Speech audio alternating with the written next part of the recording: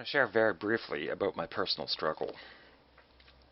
Years ago, I wrote a book called Enveloped in Python. I don't want to repeat too much of myself, but I wrote this book quite a few years ago, and most of the book is about my personal struggle as far as it relates to spirituality and the martial arts, and how I get to where I am today. Especially the beginning of this book really goes deep into that, so I don't want to repeat it too much. If you're interested, you can get that, read that. But essentially, when I was younger, I grew up in a Christian home. We went to church every Sunday, actively involved, and I wasn't forced. I loved it, and I wanted to do it. And, of course, when I got into Ninjutsu, especially the Bujinkan, I found that it was very steeped in Buddhism and Shinto, and there was some conflict there. I started when I was 10, like I'd mentioned in a few other spots, but then as I got older, it started to conflict with my beliefs, and my mother kind of was pushing me to get out of the martial arts because she saw it as bad. And I also went into the military, and that was a little bit of a conflict too, but I try to balance them. But anyway, what ended up happening really is that I got out of the martial arts for a little while because I found it just clashed with my Christian faith, and they could not coexist. But I missed it, and it tore at me. And I came to realize that after reading the Bible a bit and digging into it, that if God has a plan and a purpose for you, He will not let you give up on it, and it will keep coming back up, and it will force its way into your life. And this was very much the case with martial arts. I couldn't let it go. So, what was the guide to do? I have 3 degrees in theology as well, and trying to understand how this fits into place with my martial arts. It's like, well, I can't practice as is, so I had to come to a decision, and the decision was that I would filter out some of the Eastern religion that I know that is not of any good, is not of any personal value, or will not relate to personal growth. Sometimes it does. I mean, you could take Buddhist beliefs that involve moral and ethical training and make it cause you to grow personally, but this is not always the case. Like if it tells you to treat people with respect and love others and not to steal and not to kill, things like this that a lot of religions have, that's fine, and it will lead to personal growth morally and ethically, and a lot of people can use that because there's a lot of bad people in the world.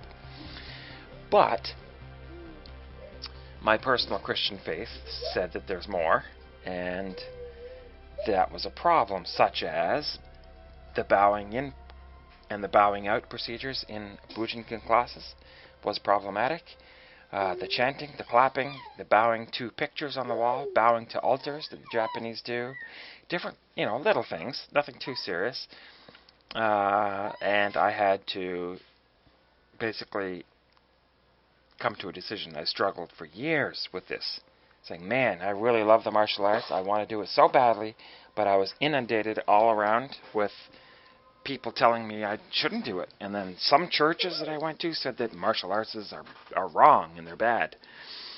And, it's not in the Bible, we're not supposed to fight, and we're not supposed to show violence, and all of this stuff. And I kind of bought into it, but something told me that that's not quite right. Something's wrong with that outlook. And so at the risk of doing something wrong, I decided to hang up martial arts for a little bit, but it gnawed at me constantly, so I had to go back and figure something out. And I found that the Bible actually does not say no violence. I got my kid here with me, so that's what you're hearing. The Bible doesn't actually say don't commit violence. And there's a lot of verses that support taking up arms and fighting. And like a lot. Not just a couple, but a lot. And that verse that constantly comes up about where Jesus says turn the other cheek. If someone wants to hit you, turn the other cheek and let him hit the other side. But what does this mean, really? What does it really mean? And I looked into it, I asked people, I studied it myself, and what I think it comes down to is that it doesn't mean non-violence like Gandhi did. It's not passive. What it really means is, if your life is in danger, that's one thing. But if someone wants to throw insults at you, especially verbal insults, especially on the internet in today's day and age, then it means let it go. It just means let it go. You don't need to retaliate. Revenge is out. Spite is out. Verbal arguments are out. Things like that. So you definitely do not retaliate. But, and if someone wants to continue to throw insults at you over and over and over, that's fine. You let them. Who cares? You don't need to sit there and argue back because you stoop to their level and you look just as stupid. So you can point out their error or point out your point once or twice, and then that's it. Let it go. But if your life is in danger or your family's life is in danger, because in that verse where Jesus said, turn the other cheek, he doesn't say anything about if you're about to get killed, then turn your back to them and let them kill you. It doesn't say that. So I believe that if you are about to be killed and it is physically necessary for you to guard your own life or the life of your family or loved ones or even a stranger's life, an innocent, then you do so. You must kill in order to prevent them from killing. So, it took me a while to figure this all out for myself. And I've even found schools, theology schools, that specialize in martial arts. And they're very interesting, and I have some. If people are interested in knowing which ones, then feel free to ask, and I'd be happy to pass them along. And they give you theologically based martial science degrees and all that stuff. So anyway, that's beside the point. So I guess my struggle that lasted years, especially my young adult life, was I refused to give up on my faith. That is primary. But the martial arts gnawed at me. And the filter, which was God in my life, was not coinciding with the filter that people tried to imply on me about God. So it didn't add up. So I guess the bottom line was my struggle told me that I had to accept martial arts, but I had to do it in a way that did not violate my own personal relationship with God and with Jesus. And we have what we have today, and it's been working out wonderfully. And I couldn't be happier after making this decision. There's the odd decision that I still have to tackle, but I do that as it comes up, sort of on a need-by-need basis. But it is what it is, and now I'm doing this guilt-free, and I'm enjoying it, and it's prospering, and I've made the right choice. And if you have to go through something similar, what I suggest is that you go to the Bible as your source to try and make the decisions and not to listen to what other people interpret the Bible for you.